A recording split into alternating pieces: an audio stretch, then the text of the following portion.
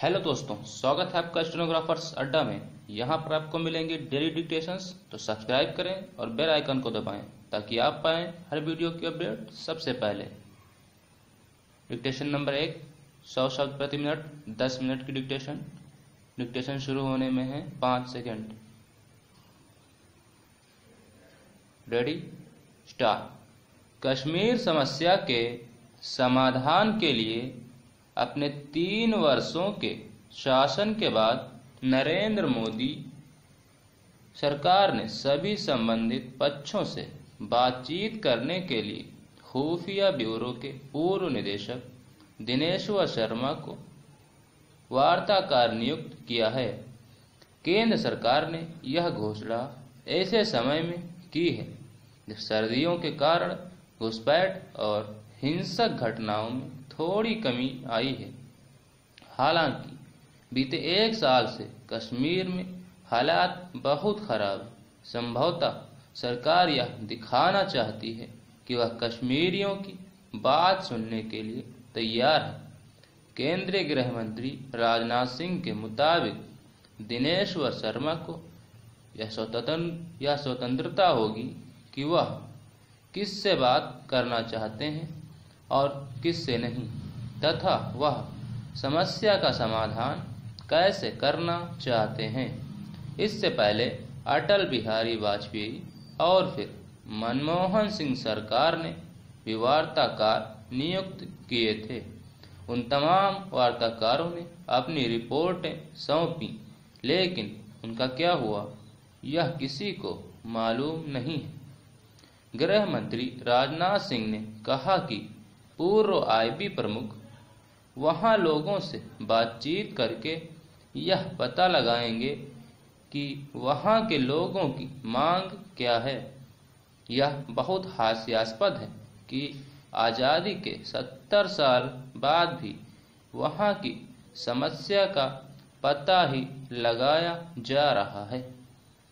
क्या गृह मंत्रालय को मालूम नहीं कि वहां की समस्या क्या है और वहां के लोगों की मांग क्या है? मुझे नहीं लगता कि गृह मंत्रालय के पास इस संबंध में ज्ञान की कोई कमी है। गृह मंत्रालय के पास तमाम कमेटियों की रिपोर्ट्स हैं।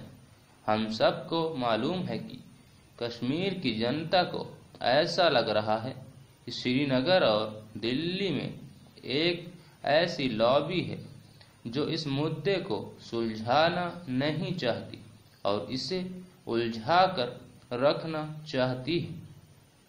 यहाँ सवाल यह उठता है कि आखिर फिर से नए वार्ताकार नियुक्त करने का मकसद क्या है?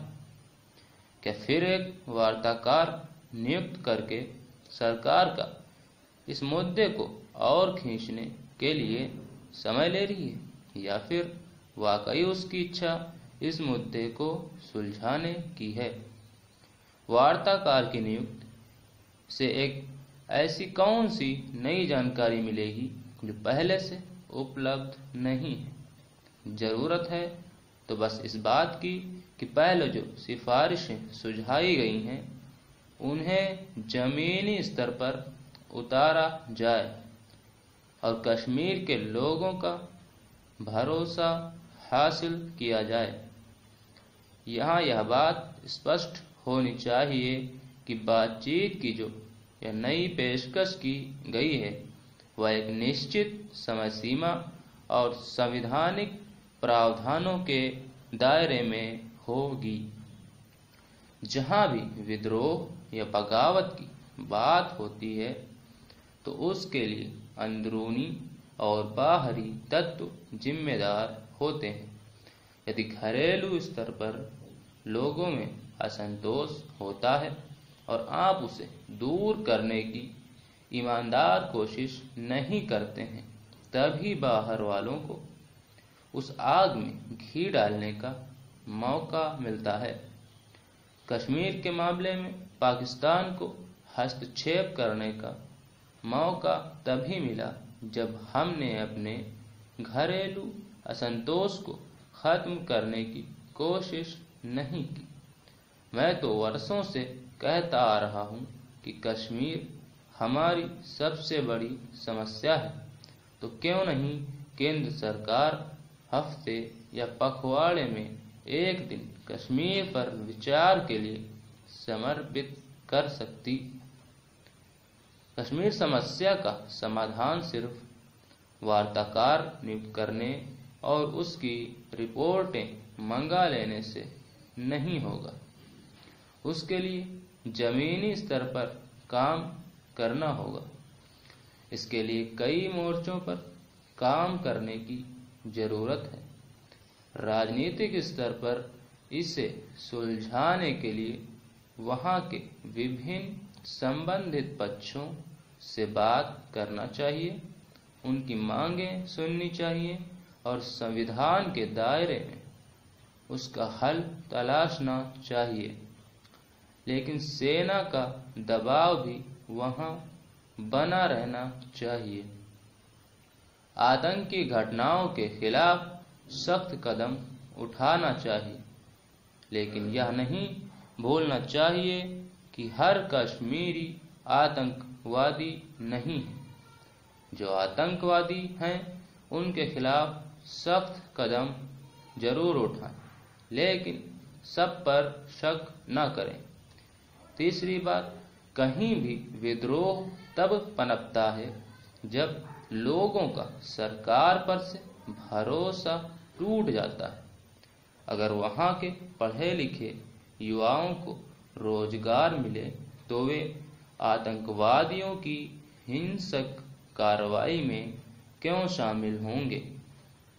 घाटी में विकासात्मक काम को आगे बढ़ाने के लिए सरकार सभी बड़े औद्योगिक घरानों को क्यों नहीं यह कहती कि भारत सरकार से मिलने वाले अनुबंध का 5 या 10% हिस्सा वे कश्मीर की परियोजनाओं पर खर्च करें। इससे वहां विकास भी होगा और लोगों को रोजगार भी मिलेगा। इसके बाद आता है बाहरी तत्वों को रोकना। इसके लिए सरकार को भारत विरोधी सोशल मीडिया कैंपेन पर अंकुश लगाना चाहिए। हाल के दशकों में सऊदी अरब के पैसे से वहां जो नई मस्जिदें बनी हैं वे वहाबी दर्शन का प्रचार प्रसार करती हैं और वहां पर भारत विरोधी प्रोपगेंडा फैलाया जाता है। इन सब पर सरकार को सख्ती से अंकुश लगाना चाहिए। एक और बात का जिक्र करना मैं जरूरी समझता हूँ कि पूरे देश में अपनी सरकार बनाने के जिस लालच में भाजपा है वह कश्मीर के लिए घातक है। कश्मीर में जिस पीडीपी के साथ भाजपा ने गठबंधन किया है वह तो उन्हीं अलगाववादियों के समर्थन और वोटों से चुनाव जीतकर आई है और वह पार्टी ऐतिहासिक रूप से भारत विरोधी लोगों की समर्थक रही है। वह भला कैसे आतंकवादियों और अलगाववादियों के खिलाफ कार्रवाई करेगी। पुरानी पीढ़ी जहां पाकिस्तान की नीति के तरह अलगाव के लिए वार्ता चाहती है, वहीं युवा जिनमें कोई पत्थर फेंकने वाले भी हैं हिंसा और संघर्ष के साथ भविष्य चाहते हैं। क्या नई दिल्ली इन शर्तों पर बात के लिए तैयार होगी? इसलिए मेरा यह कहना है कि सरकार अगर वाकई समस्या सुलझाना चाहती है तो जरूर सबसे बात करे, लेकिन वहां पर सैन्य दबाव बनाए रखे।